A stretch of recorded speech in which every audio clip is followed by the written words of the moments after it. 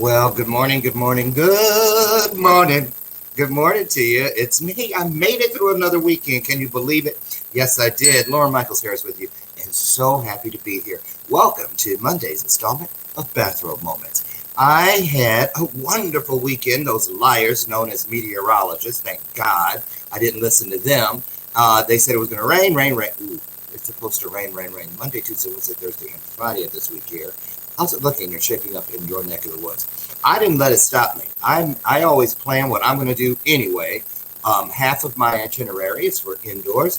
The other half is outdoors, and I swap it out accordingly. So 2 years ago, my husband Brian and I, we had a brand new deck put on our house. And you can't stain it or anything until 2 years after you've done it. So that's this summer. So I started, doing that staining this weekend. And boy, yeah, I love that work. Brian went to the botanical gardens with his bestie, Miss Margaret, yesterday, and they said it was so hot and humid. It was beautiful, but it was kind of difficult because of the humidity and stuff. Having to wear their masks, they would pull it down to breathe a little bit and then put it back up. So, what'd you do this weekend? Did you get out? How do you feel about this social distancing now? And slowly but surely. Well, we started phase 4 here in the Chicagoland area. On Naperville, to be exact, all of Illinois. We started the phase 4 process Friday, I believe it was. And the only thing that I'm really looking forward to, but because I go to the health club at Edwards, which is a hospital here, so I'm hoping, I don't know, I'm torn because of it being a hospital. I'm like, well, they're all on the front line. The people that work there, they go to the gym. But then it's a lot of old people, which probably won't be in there. I don't know. I'm going to have to go in. I'm this kind of person. I already know. I'm going in like this. If I see anything that even remotely looks like something that I could catch, I'm out the door. And that's that. What is that bell? That's the bell of purpose. It's new to season 4. So if you've never been here, which I don't know how that could be, don't tell anybody that, they'll laugh at you. It means that when our guest or one of you says something or throws something on the screen that is like, ooh, now that's a good one. I'm going to ring that bell to let people know, get behind it. Send some hearts, some emojis, some love. Let's get involved. You know it. We all want to be a part of something greater than ourselves. Some of us just have a hard time admitting it. But I'll admit to this. This is my gal. This is my sidekick, my assistant, Miss Lucy McGillicuddy Ricardo. She's been here all 4 years. Welcome her to the show, won't you please? And while my guest today, Miss Susie Q. Baker, is talking, I'm going to eat my Chiquita breakfast. And we are streaming live, so I can do that. I can eat my breakfast because we are streaming live across the following platforms: Facebook, YouTube, Roku, Android, Amazon Fire Stick, Apple TV, and of course, from our home base out in beautiful sunny Phoenix, Arizona, that's E360 TV Live. So, here we go. Who is Suzanne, Susie Q, Superlative, Sulicious Baker? Who is she? She is, I'm so excited to have her here today. When I first reached out to her, she's a writer. She works and writes for the Chicago newspaper. I'll let her tell you about that because I don't know if I can mention it, so I just say Chicago newspaper. And she also works for the Naperville Sun. And if you look behind me on my wall of acclaim, you'll see right there, sitting there with the little pom-pom above it, that's Sue's article. Because Sue interviewed me right back at the very beginning when I was just I had a bonnet and I was drinking from, I was drinking Infamil. Is that I was on formula. I was a baby in this business 4 years ago, and Sue interviewed me. And so I thought, wouldn't it be great to turn the tables, but really to thank her for all the wonderful things that she did for us. Now, I know I heard a corporate jet landing somewhere out on the cul-de-sac. I'm sure it's her. Sue?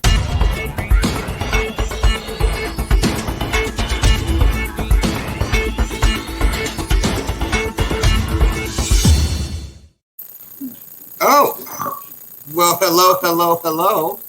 Hello, good morning. Good morning. How are you? Just dandy. Loving the just hanging outside here. I know. You got me thinking maybe I need to put my set out there for a little bit for maybe the month of July and try to do. But then what do I do if it rains? Well, right. And then if it's a little humid and like it is kind of this morning. You'll be having like sweat rolling down your. I don't need that. I don't need any trouble looking bad. Trust me. Well, Suzanne, Sue Baker, it's so nice to have you here. First timer here on Bathrobe Moments, but not the first time you and I have sat across from each other where a bunch of questions were going back and forth. I know. Well, then we could actually sit across from each other. Yeah, remember that when you could actually go out and see people, their whole face? Yes. So a lot has happened. What's been going on in Sue's life? Oh, just the whole trying to deal with this whole pandemic has just been an adventure. I'm sure. Now, Sue, you write for 2 newspapers. Tell us about you. How long have you been writing? How did you get your start? I'm a journalism major. I went to school in Kentucky, Eastern Kentucky University. Oh, there's a show in and of itself. Oh, I'm writing yeah. that. Eastern Kentucky. Okay, I got a lot of jokes for you this morning then. Okay, go ahead. Yeah. Well, yeah, and yes, we did wear shoes. That's you did? the one. Yeah. Okay, now I know your husband's out there on the deck. I saw you in the green room talking to him, so he's not far away. He wouldn't by chance be a first cousin as well, would he? No. Tell us about jokes. Oh yeah, well we have some too about that, but that's another story too. No, it's funny. What you should have done was oh God, no. Of course he's not my cousin. He's my brother. Okay, so, and what's your husband's name? Wayne. Hi, Wayne. Nice to see you, even though we can't see you. So go ahead. So you went to school in Kentucky. Yeah, and then I came back home and got a job in suburban journalism and has stuck in journalism kind of throughout ever since. Ever since. 30 years almost. Wow. And the reason I asked that question because, a lot of people have those majors, but, they're not, it didn't turn out the way they thought it would. Let's put it that way. Yes. And Right. I wouldn't recommend it these days. No? Oh, because of why? Internet? It just the changes, and just newsrooms are just paring down. They're making them smaller, and there's so many options for getting news, which is a whole nother, problem. Right. I think the way how people get their news, because people aren't getting their news from journalists anymore. Where are they getting it? Facebook, social media, internet. The Gladys Kravitz syndrome. Remember her Yeah. from Bewitched, the nosy neighbor, the gossip lady? Yeah. Right. So, I'm glad you said that because that sets up my first question for you. Well, not my first question, but the first real question. I would like to know, since I remember when I first heard about you, they said, oh, you got to get interviewed by Scoop Baker. And I said, who's Scoop Baker? Where's he at? She goes, no, he's a she. Scoop Susan Baker. So, Sue, you have a nose for news. Tell me this. Talk about this. In this current day and age, not just with Corona and the civil unrest, but the things in Washington. One of the terms we've all become used to hearing, which I don't know, is it a real thing? And I speak of 2 little words. Fake news. Talk about that. And how do you know? Do you have some kind of sensor that goes off? Ding, ding, ding, ding. Fake news. Beware, Will Robinson. Fake news. How do you know? Well, news could be anything. That's the thing, News, paving the street out in front of your house. That's news. News just means something that you don't know. I mean, it's new information.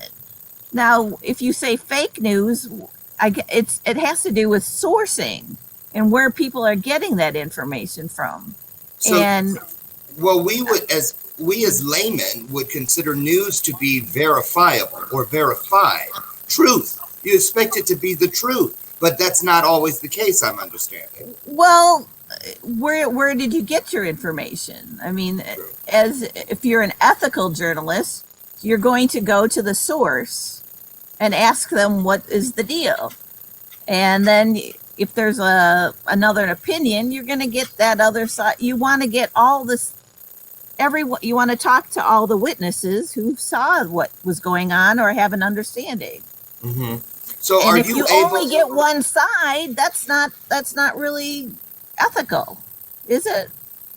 Well, ethical isn't a term that applies to a lot of people that are prominent in the news world nowadays, if you know what I mean. Yes. But I'm not going there this morning because for a number of reasons. So tell me though, how do we? Okay, I know. Here we go. Let's play a little game. So, what is your favorite newspaper? Better be one of them you work for. Well, obviously the Naperville Sun. Yay! Good answer. Chicago Tribune. Chicago Tribune. Yes, she writes for that one. That was the other paper I wouldn't mention. Well, we are owned by the Chicago Tribune, so we're like a suburban part of the Chicago Tribune. Like so the little sister. We're the little sister, yes. Okay. So or stepchild. You're right. Cinderella, get back to work. So yes. So Sue, what has been? Have you been in just newspaper, or do you write for articles, magazines, blogs? What other kind of writing do you do? And have you ever? It's been journalism, community journalism, since the beginning. So, like covering like what's going on in the smaller communities, because those people, there are other places that can do the bigger picture, but we want to localize and tell what's going on in our own backyards and the neighborhoods, and I think that's an important part, and I think that voice is getting lost a lot of times because it's consumed by everybody talks about what's going on in the bigger picture, but we want to know what's your taxes. Most of the bulk of your taxes are from local sources. Mm-hmm. Let me ask you this. I'm eating my breakfast. I hope you don't mind. That's fine. Okay, because we're just having a little thing here. And is that some of that infused tea you were drinking earlier? Yes. That's a fancy cup you switched to. It's really pretty. Yes. It's had up for years. So let's go back to when you were writing my story. Okay. I always pictured you like this. Not now. What's your husband's name? Wayne? Wayne. Yeah, not now, Wayne. I'm on a hot story. Well, no? Yeah, that might be a little bit.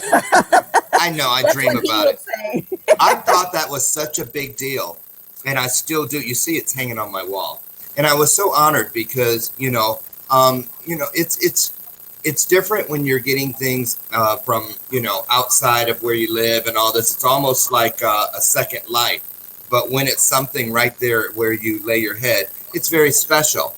And having been new at the time, it was extra special for me to get introduced to my community. And now I'm in Rotary, and I know a bunch of people here. And back then, I was really just trying to get interviewed to make a friend or two, which I did in you. So in case you guys are just joining, you somehow slipped on a universal banana peel and landed in the middle of bathrobe moments. And I'm glad you did. I'm Loren Michaels here. Welcome to the show. My guest today is Suzanne Baker. She's a writer for the newspapers here in the Chicagoland area. She actually interviewed me about 4 years ago when I was first starting. So Suzanne, tell me this. Back in your early days, we're playing myth or fiction. I mean, fiction or truth. Truth or myth. You pick. So is it true that writers for newspapers are always under deadline? Yes. Oh. In some form or another, yes. So have you ever not made a deadline? Oh, yeah. What happens if you don't make it? You have to go to your editor and say, I'm just not going to have this story done by whatever time. Okay. Now, have you ever had a story that they killed? Ooh, that's a good question. I don't know if they killed it, but I had to rework it. Oh, so they severely maimed it? There have been things that,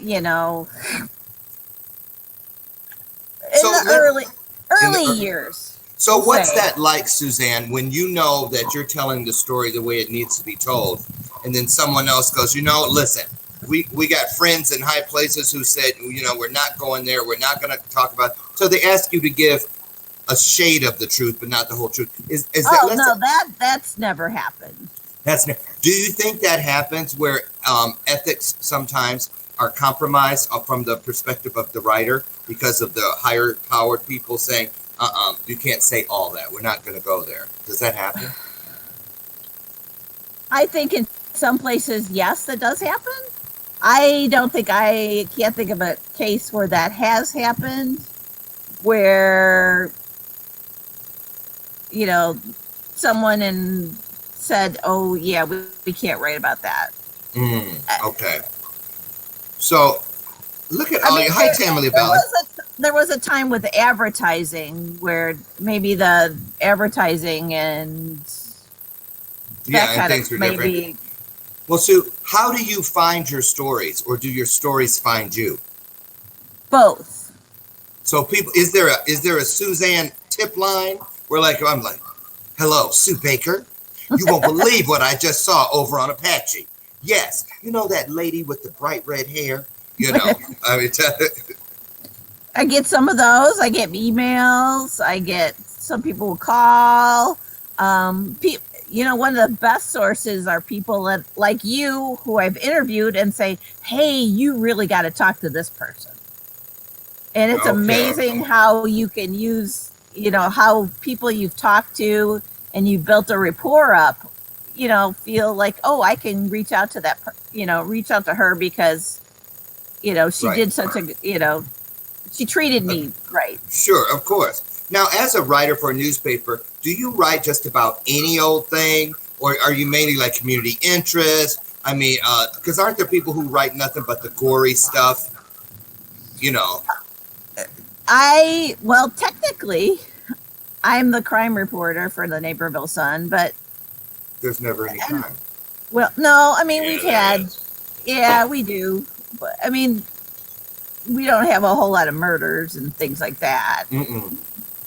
But we do have like horrible, like social injustice things, like the high school kid that they posted, his friends posted his, face on Craigslist in slave for sale. So, I mean, What for that's sale? slave for sale. They did. I hadn't heard about that. Yeah. Wow. I mean, so there's like things like that, which is, and that's just horrible. But I was able to talk, because of my relationships and with people in the community, I reached out to the mom and people in the African American community, said, hey, she's a very good reporter. She'll be able to tell the story. And the mom felt compelled, and I was the first person that she talked to. And, So it took a sometimes lot. you get that opportunity to right some wrongs, I would imagine. I hope I can. I mean, Yeah. at least raise awareness of, what some of the issues that are going on in the community. And so I'm glad you're talking about this. I really appreciate it because these are trying times for a number of reasons, of course. But we had something here in the Naperville area a few months back before all of the George Floyd and all the obvious things with the Buffalo Wild Wings. Remember that? Yeah. So why are so many people surprised when they hear that? And then how much of what we saw or heard or read in the news, and I'm including television news with this and radio and all the news sources. You know how some communities don't want their unblemished reputation to go, out the window. So, Right. were you shocked when we first heard about that Buffalo Wild Wings thing? Did it surprise you, or did you already know this and we're just waiting for the splinter to come to the surface? I was not shocked at all because I've been writing about things like that previously. I was one of the first I think I was the first person to actually talk to the people in at the Buffalo Wild Wings. And set And that up. A lot of people may not know because we're both from here. Tell people Right. what that was all about so they know what we're talking about. There was like a family, and they a couple of families they went out for a basketball game, Right. and it was one of the boys on the basketball team's birthday, and so they thought, okay, where are we going to take 20, like a dozen kids and Right. parents out that we're not going to be disturbing. Well, you go to Buffalo Wild Wings because you can get a big old table. It's loud, it's noisy. Kids don't have to. Right. But then there was a problem where one of the customers, apparently asked, if they kind of indicated they didn't want to sit next to this because they were African Americans and mixed race. Had nothing people. to do with the noise. It had to No. do with the color of the people that were sat there. Right. So the kind of woman, one of the moms was there, kind of took a photo and posted on Facebook, and That was all she word wrote. got out, and I reached Made out national to them. news. Well, I reached out to them and talked to them, got their story. It was like right before November, and when the story went up online, the Tribune picked it up. It went from just like a local story over that weekend. My story got picked up across the country. I didn't know that. Washington Post, New York papers, everywhere. It went, and it was one of the most read stories in the Chicago Tribune for like months, for a while. Oh yeah, it was a big deal. Because it picked up, and then by Monday, everyone else is trying to scramble to get the story, but I had, The scoop. I got the scoop kind of before the weekend. I told you her name was Scoop Baker. You guys thought I was kidding. I told you. So, Sue, in a situation like that, because I can't imagine that you're the only writer here in the Naperville area. How do you know where to go to find these people? How do you know? What'd you do? Find them on Facebook? Yeah, it's a hunt. It's an internet hunt. You look, look for phone numbers. You look for it's just a hunt. You gotta know where to dig, and it takes experience learning where to look for. And Facebook is a wonderful thing, but not everybody's on Facebook. It's Twitter, looking at Instagram. So the way that you go about getting your stories, turned into those masterpieces that they are, I imagine that it's a totally different world now than when you first came into the industry. Oh, yeah. Right. How did you do it back then? Oh, it was, well, I mean, there really wasn't internet. So you Right. kind of, So what'd you had do? to go hang out at the, Right. So you sat at the bar. Let's just get it out there the way. So you sat at the bar and like, buy you a drink. And then 10 minutes later, and then what'd she do? Did you have one of those little spiral pads like they show on TV and you pull out and you start? well, I do still have a spiral pad. I mean, Right. I bet you do. You have to be ready at all times. right.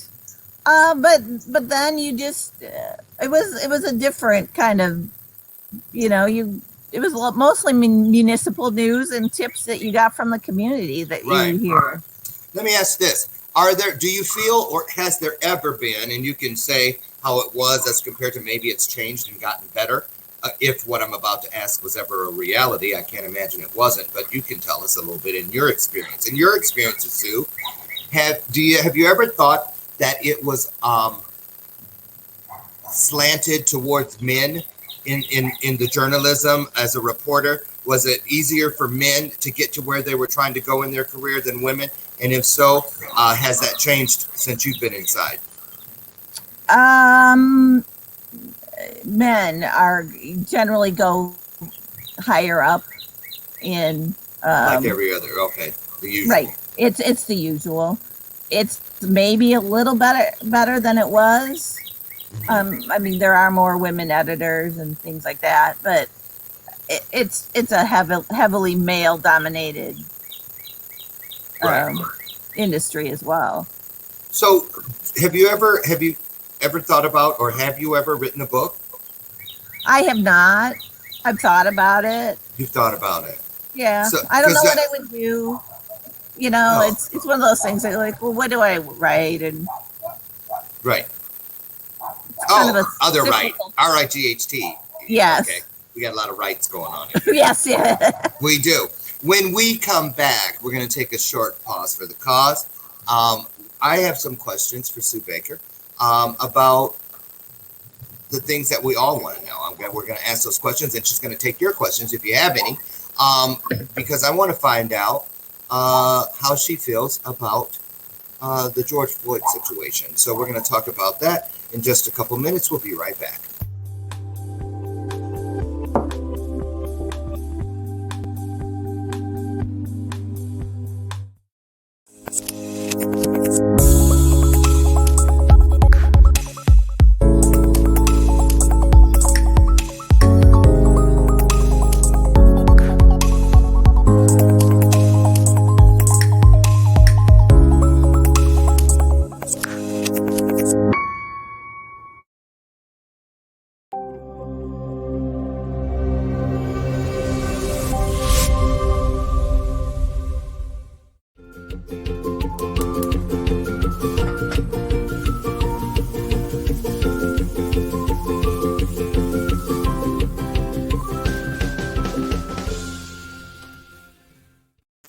Okay, we're back, and our guest today is Suzanne and Wayne Baker, because Wayne is off to the side.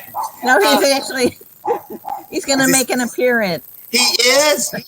Hi, Wayne. Hi, Loren. How are you? Good. She's leaving me completely out of this. I know. You know. When you were talking about journalists, people that it didn't work out for, I'm one of them. I'm an ex-journalist. You are. Yeah, I got out of it in the mid-'90s when we started having children because two people on journalism salaries was not going to pay the bills. Wasn't going to pay the bills. But Sue was the one to get up, throw on that brunette or redhead wig so she could go undercover and hit the streets for those hot stories, right? Well, she was more dedicated to it than I was, the cause, and belief in that the truth does win out. I got very cynical early on and went into sales, and now I've been chasing the almighty dollar. So let me ask you, Wayne, how do you feel about that term we brought up earlier known as fake news? Is it real? Well, oh yeah, because I see it on Facebook all the time. It's like Sue said, you have to question the source. Who is putting this information out there? Is it balanced? Did they ask all the right questions? Or is this biased and trying to convince you of something that didn't really happen or isn't true? Or Right. Because the other day, I was having an argument with my in-laws about it. There was something about, it's terrible that they're tearing down these monuments to World War II when 70 years ago they beat back this dictator for your right to. That's not happening. I know of no World War II monuments that have come down. Right. In this whole, all right, this right, uprising yeah. protesting. That's just blatantly false, and it's meant to twist and ignite hatred in old white people towards, younger left ethnic individuals, anyone who might be protesting because they're thinking, I fought a war, for this. But that's not what's going on here. It's not what's going on. It gets twisted, doesn't it? Yeah, it does. And that's fake news. But that's a great point. That's a great point. President. Thank you for answering that. Well, thank you for popping in, Wayne. We need to get you on the show. Yeah, no worries. Are we live? I thought we were not live. No, we are live. Oh, okay. Yeah. She also didn't tell you about the time I had a story that got killed Yes, he did, but I didn't have a purposely. You never have. I know. We'll Yes. save that till you get in here. Yes. Right. Don't Look at interview her. me. Are you shooing him It's a away, Sue show. Sue? Did you just do this? No. She's like, oh, Bye. bye, After the Wayne. show, I'm going to go back to watching. Okay, thank you. So that was a pleasant surprise. I'm glad he stopped in. Oh man. So, so you guys have a lot in common. So, Sue, do you run your stories past Wayne when you've written them and say, honey, is this ready to go? What do you think? Some of the bigger ones I have actually, just to have him give me an opinion, because I mean, journalism, you rely on other people to say, hey, what did I miss? I mean, if you're a good journalist, you rely on your editors and, Right. you know, maybe coworkers, because it's, you know, you want a balance. You make sure that all the questions are answered. I mean, Right. What did I forget? Because you want to be able to say, so that a reader won't say, hey, but you didn't answer this. Mm-hmm. So it's good to have a collaborative effort, because I get it. So, Sue, what story stands out to you as say, let's say, your most memorable story? you know, there's been so many, because you know, I like the ones, you know, where I've been able to, I think, that can have a like the Buffalo Wild Wings, where I was able to talk to the person. There's also I like talking just to individuals, like the in like town, like I talked to a lady that had been nursing for, she was like, technically she could have been retired, but nursing at like age 70. And No, wait a minute. Nursing, as in? like, no, not nursing, but she's she was okay. a nurse. I was like, wow, that is a story. She's still nursing the baby at 70? Wow. She was What's her working number? as a nurse. Huh? She was working as a nurse, and she was like in her, she was working, and then she was working at like a retirement community. Mm. And she was working with people that were younger than she was. That's so interesting. And yes. I have a coaching client that's like that. She's 78 and people think she's 50. It's really incredible. Yeah. So how about this? Let's talk about what's been going on around the world here lately. And I just want your opinion. I get it. I mean, I'm not asking you to lay down the holy grail when it comes to this, but why do you think it is? And what do you feel when you see stories or hear stories like the George Floyd thing? And because you talk to other reporters that are right in the city, I'm sure, that are on the same team with you at the bigger newspapers. And we all know that these things happen on a daily basis, or they're very, they're not so isolated as when one story is blown up and this and the other. What can we do, Sue? How do you feel about when you read that, George Floyd is just the face of many?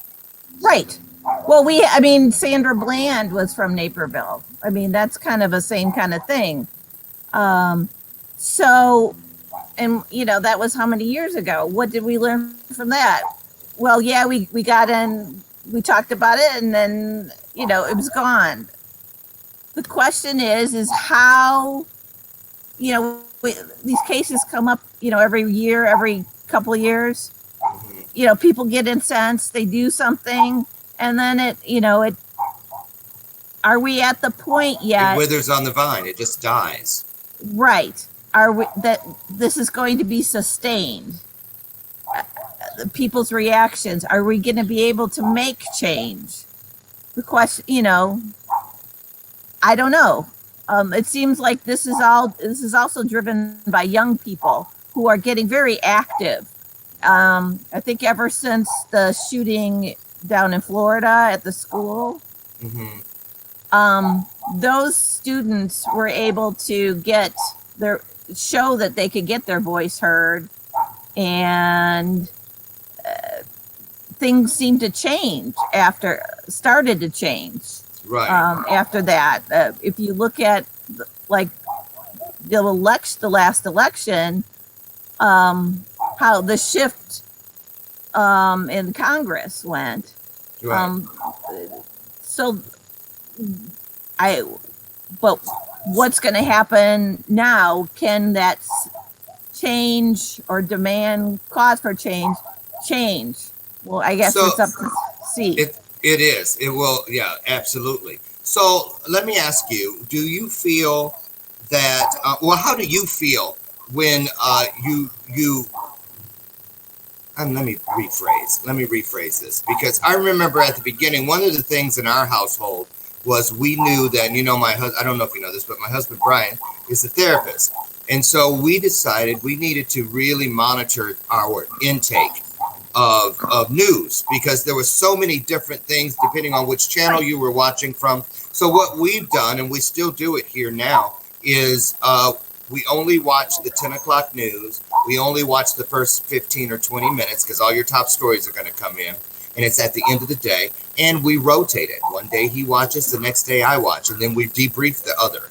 Because, so how do you feel, and how do you turn off your filter for intaking, because you're constantly sniffing for stories, Well, and you gotta know what are the hot buttons. So it's hard, I try to read different sources. I try to read, get bits from different things. So I don't feel like, so I can understand everyone's perspective and be able to see what that kind of, what is important, and what are the issues, and be able to try to look at it from a lens of like, okay, so this person sees it this way. I mean, yeah. The rule is that you can have an accident and different, what this person will see it one way and this person will see it another. Yeah, another totally different way. Absolutely right. Right. And one could see that, oh, well, it was so-and-so's, caused the accident. And this person would say, oh, well, no, the other person caused the accident. Right. So you have to write objectively. Right. So, but you can bring both perspectives into the story. Hey, this person said this and this person said this. And you leave the reader up to that. But I need to watch and read different sources so I can understand what those two people are talking about. Have you ever been ashamed of a newspaper that you've worked for because of something they've printed?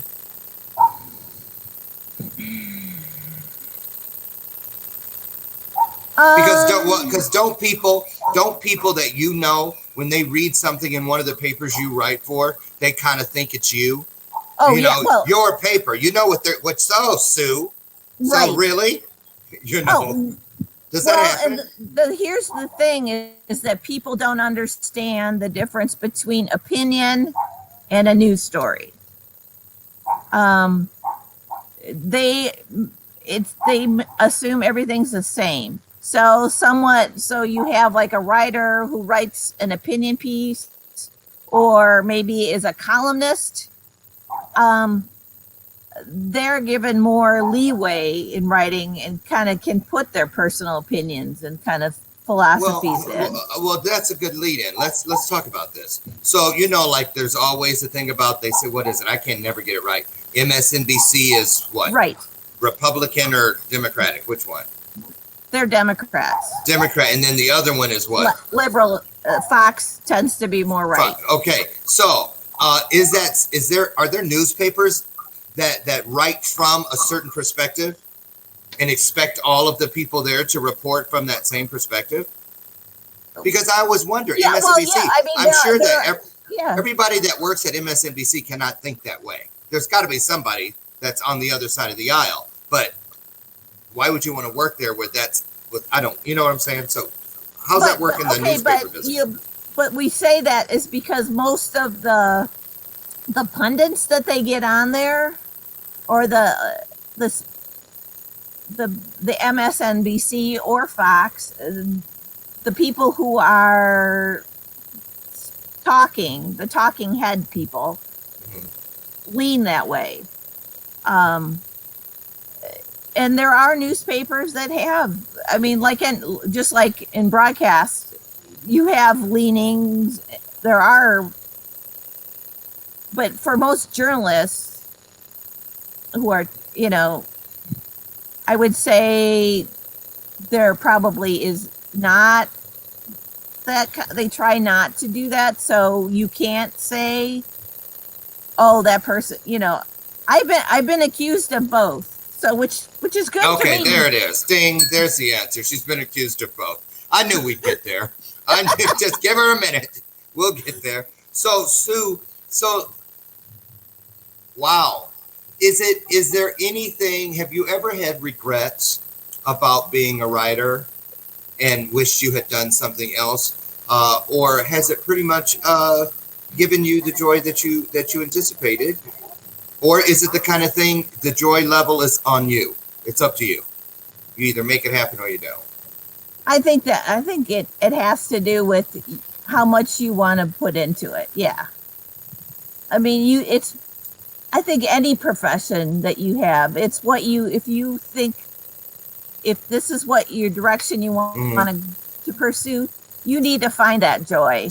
And if that is no longer there, maybe you should go look for something else. Right. I mean, I've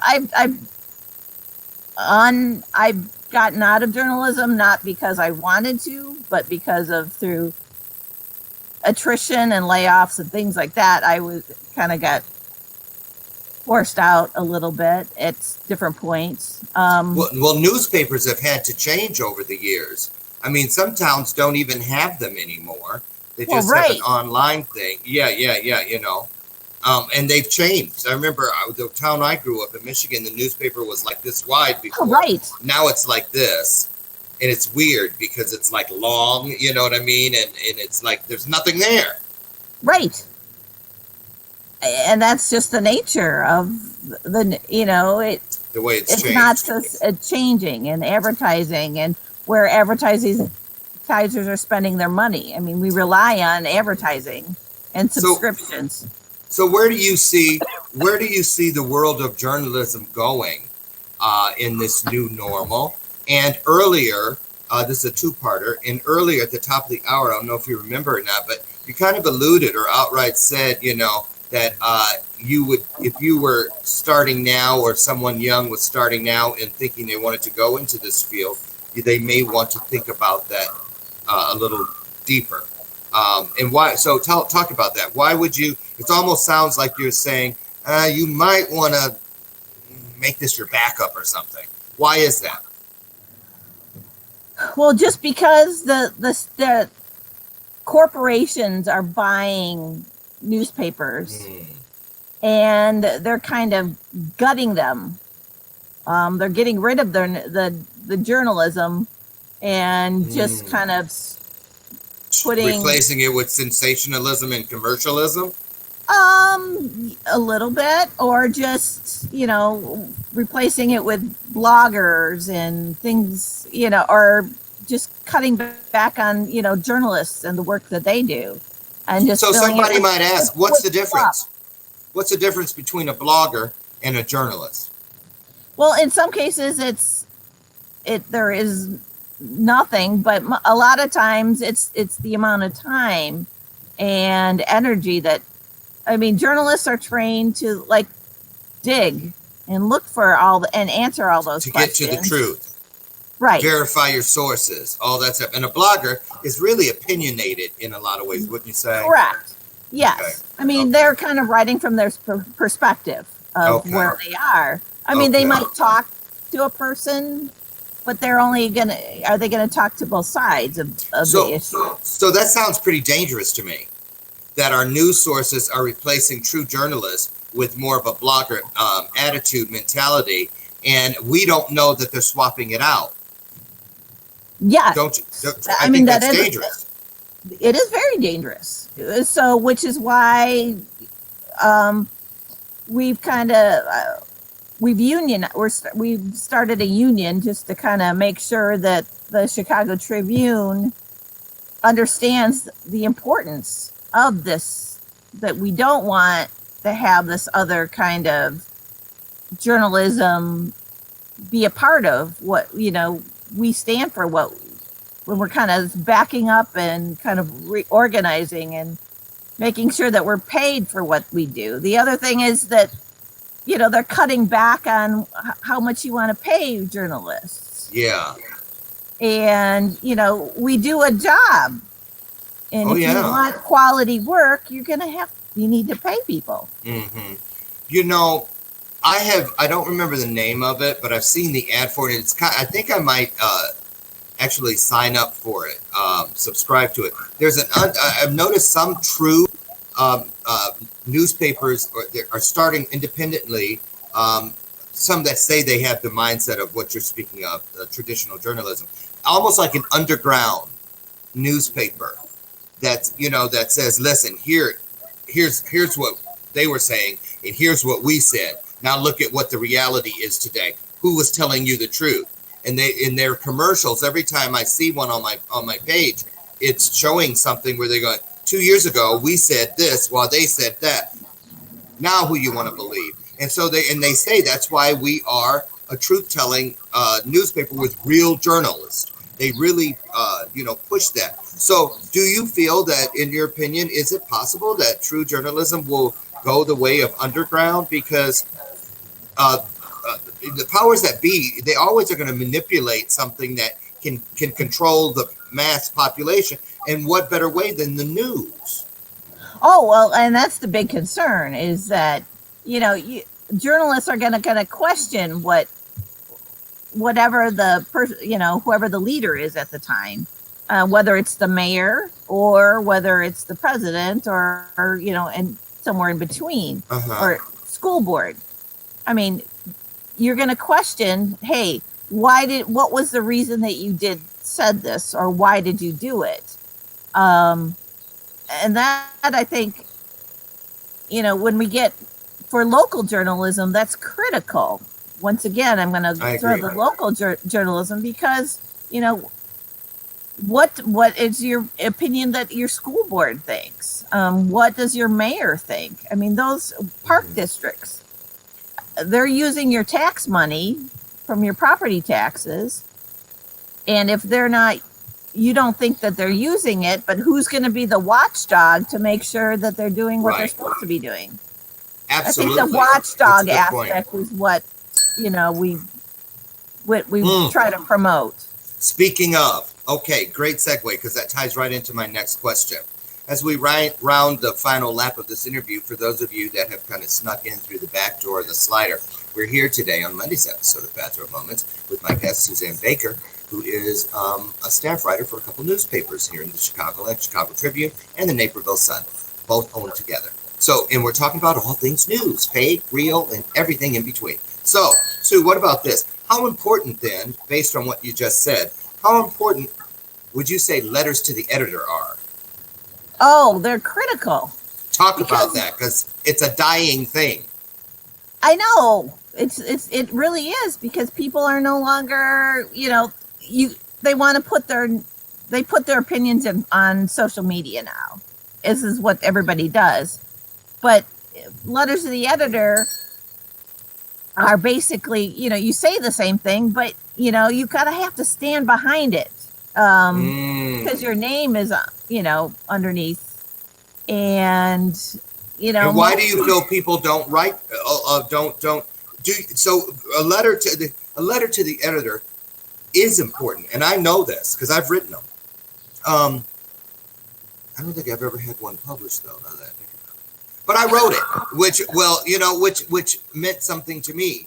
I did have one end up in Purely Naperville that I wrote about that. I did have one end up in there, if you consider that a newspaper. And do you? Are those little town newspapers, not meaning the one I just mentioned, but just in general, because all towns have them. Those ones you see in the grocery store. It's more like a newsletter kind of, I would say. Some of those are more newslettery. It depends on what format. Okay, I get it. So back to the letters to the editor. I mean, a lot of people think they're wasting their time, no one's going to read it. But they No, really I do think a make lot their of- way to the editor, right? Oh, yes. Or is there somebody in between who decides which ones get to the editor? These days, there aren't that many people. Oh, working in there. Our staff is, for the Naperville Sun, there's like 3 of us, basically. 2 reporters and an editor. So the editor gets all the letters to the editor because, she's the one that has to get them in. So, Right. okay. I got a fun question. It gives a perspective of what people in the community are saying and what they're concerned about. It gives, whatever the hot issue button. You know what I used to love about it was that, apologies and things like that and letters to the editor. When they would show letters to the editor, I was shocked at how many times it would be something that you think they'd want to hide, the newspaper. But they were vulnerable and they would say, you know what? That's a great point. Thank you for blah, blah, blah. And I always appreciated when I would see something like that. It helped me invest more trust into the newspaper. So I want to ask you that. Oh, here's a fun question. Did you ever write a story on a regular typewriter? Oh, I think. Don't tell me you've never worked on an IBM's Electric. Oh no, back in college, yes. Yeah, remember in the little ball thing, and it would be like, it just felt like you were doing something. I mean, that's what it's a different experience than computer keyboards. I'm just saying, and then you go and rip the page out. Right. There was a time that we had. Okay, so I worked when they were just like those big monitors and with the green. I just let my computer went blank. Oh, sorry. That's okay. My those big, with the green letters. Sure. Yeah, the desktop monitors. Yeah, those big ugly things Yes. So, do you ever, when you dreamed of being a reporter, did you picture the old newsroom where all the desks were in an open bay and the writers were there and it was like stacks of stuff all over everybody's desk and they type and rip it out and get this in the paper today. Copy boy. Right. So, that was a real world. News was it key. wasn't really that long ago, actually. I know. Where you have people with the stacks of papers and the guy smoking in the newsroom and the editor with the, and journalists would do anything to get the story. Oh, well, right. Well, they still kind of do, but they still kind of do. So is anything new on the horizon for Sue? What can we expect over the next year or so as you move forward as a journalist into this new normal? We go day by day because we never know if, our paper is going to be sold or, they just decide, hey, you know what? It's not going to be, we don't really need our newspaper local because, we're not making enough money to be sustainable. Kind of sad, isn't it? Yeah. So we kind of really go day by day and maybe they'll just decide, hey, we'll just get rid of another reporter or, so that. Right. Well, so my final question is this. Do you feel that it's possible that how do you feel? Do you think we'll ever go back to the way things were? Or do you think that lifestyle is completely a thing of the past? It'll be, I don't know. Jury's still out. I think the print journalism, I don't know, the people who want to be able to read a newspaper, a physical hard copy is going away. Yeah. Poor little newspaper routes and stuff. Those little, I had one. Right. I had a paper route, Kids don't have paper routes anymore. They don't want them. Right. I know. Right. And adults, adults driving around. Right. They drive around and they have multiple newspapers that they throw out. Right. Well, Sue, doggone it, this hour flew by. We had a great time. We've run out of time. And I want to just thank you so much for being the kind of journalist, which is why I primarily brought you back today to catch up and to thank you and to let you know that, this is something that'll be on my walls. And one day after my family has picked through the estate, hopefully something like this will end up in the Smithsonian or someplace, because I'm not done. I'm barely getting started.